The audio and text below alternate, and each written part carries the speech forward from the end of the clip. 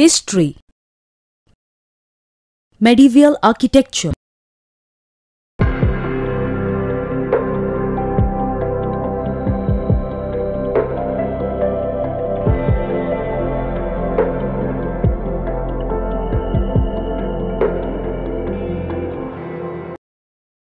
During the 1,000 years between the 8th and the 18th centuries, architecture flourished. During this period, the focus was on sacred monuments like temples, mosques, churches, agyaris and synagogues, and also secular buildings like forts and palaces in India. Architectural styles like the trabete and arcuate were very common on pillars and other monuments. The Qutub Minar is a superb example of the accurate type of architecture, which is 5 stories high, and it needed superior architectural skills to construct. Temples. Very elaborate sculptures can be seen on ancient temples. Temples and mosques demonstrated power. Endowments in the form of cash and kind, and even as grants of land were made and elaborate rituals were held. Mosques. Muslim sultans believed that they were the shadow of God, but they did not claim to be prophets. The Muslim architecture, especially of the mosque, created order and symmetry out of chaos, as is evident from the plan of a mosque. Construction technology. Ancient monuments shed lights on the materials and technologies that were used for their construction. The Mughal Emperor Shah Jahan was well known for his own architectural style.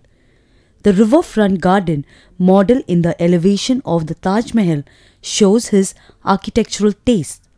In Shahjahanabad, the city that he constructed in Delhi, he adopted the riverfront view of the river Yamuna from the imperial palace.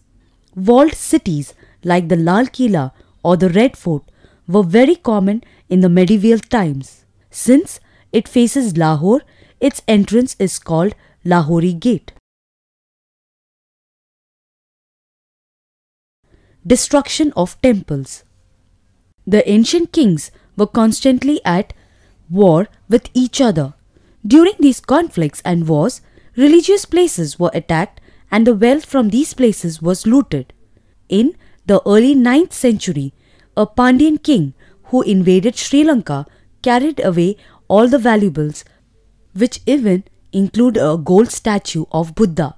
Similarly, Muhammad of Ghazni and Muhammad Ghori attacked and looted many rich ancient temples, including the Somnath temple at Gujarat.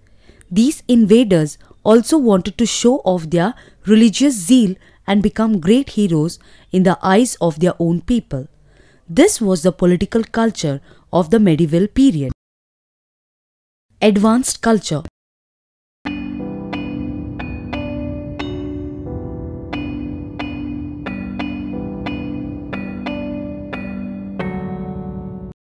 Merge of art and architecture. From the 8th century onwards, large empires were created, and as a result, different regions came under one rule, resulting in the mixing of artistic forms and architectural styles of these regions. The art and architecture of India, along with that of the China, Africa, and South America, was superior to their counterparts. Gardens, tombs, and forts. From ancient times, baulis or stepwells were attached to temples. Formal gardens, placed within rectangular walled structures, were constructed by Babur in the 16th century. Akbar constructed some of the most beautiful chaharbags or fourfold gardens, like the Chaharbagh of Humayun's tomb that was built between 1562 and 1572. Terraced gardens in Kashmir, Agra and Delhi were built by Jahangir and Shah Jahan. In 1637, Shah Jahan also built a Chaharbagh as a riverfront garden at Lal Mahal Bari. Another famous riverfront garden is the one in the layout of the Taj at Agra. Humayun's tomb was built in the architectural style called Eight Paradises or Hasht Bihisht.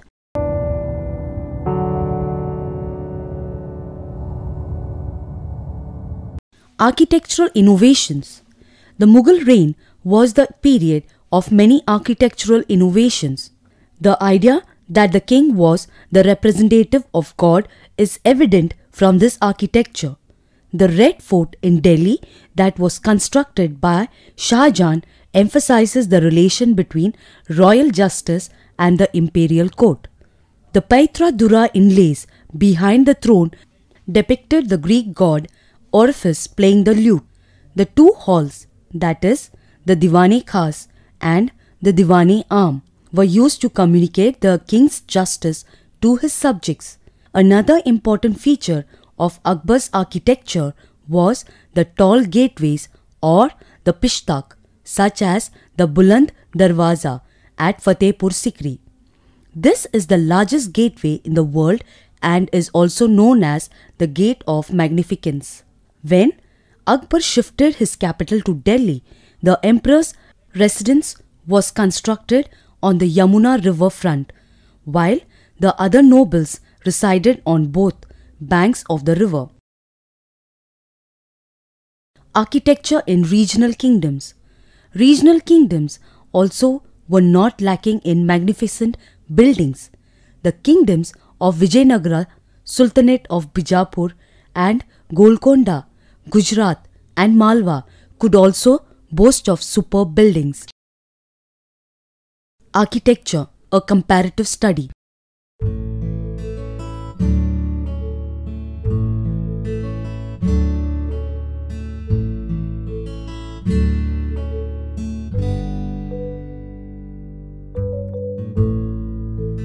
The artistic and architectural styles of India are supposed to be at par or even better than architectural styles of the same period elsewhere in the world. This is because the designs, styles and colors blend perfectly with their surroundings. Listed below are some comparisons. India and Sweden. The Sanchi Stupa in Madhya Pradesh, though originally commissioned in the 2nd century BCE, underwent expansions and additions to it at several stages until 10th century. This great stupa stands on top of a hill and it still gives inspiration to artists and architects. The Hofgarden is an archaeological site in Sweden which demonstrates the elaborate trading network of Viking Age Europe.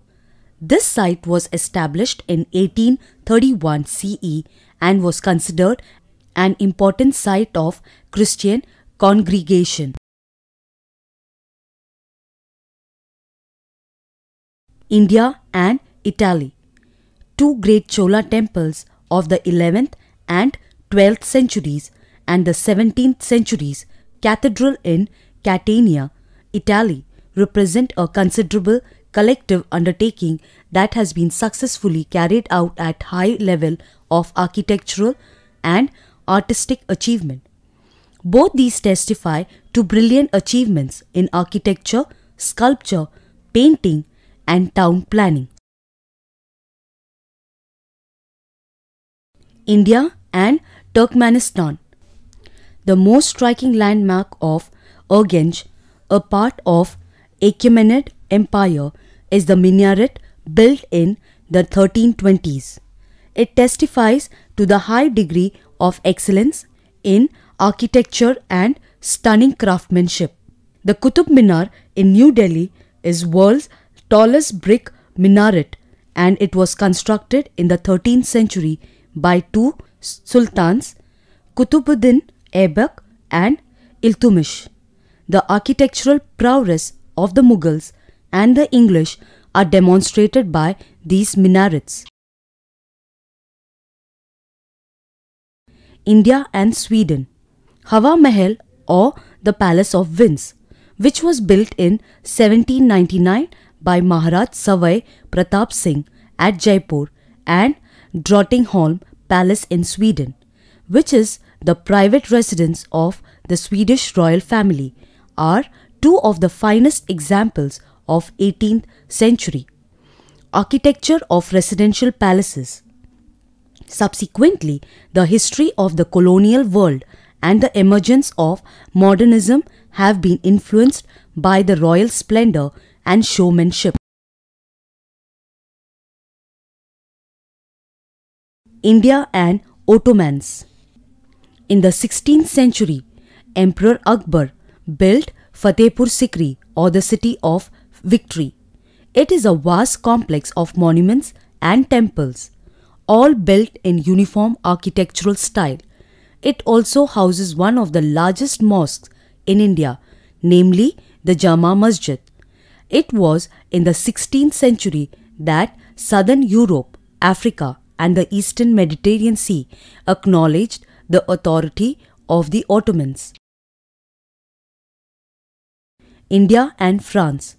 The Canal du Midi in France was built between 1667 and 1694. It is one of the finest examples where a technical achievement is also a work of art by the way it blends with its surroundings. The Lake Palace in Udaipur was built in the 17th century on a natural foundation of 4 acres of rock. The beauty and the grandeur of this architectural marvel are beyond compare, with an excellent taste of craftsmanship.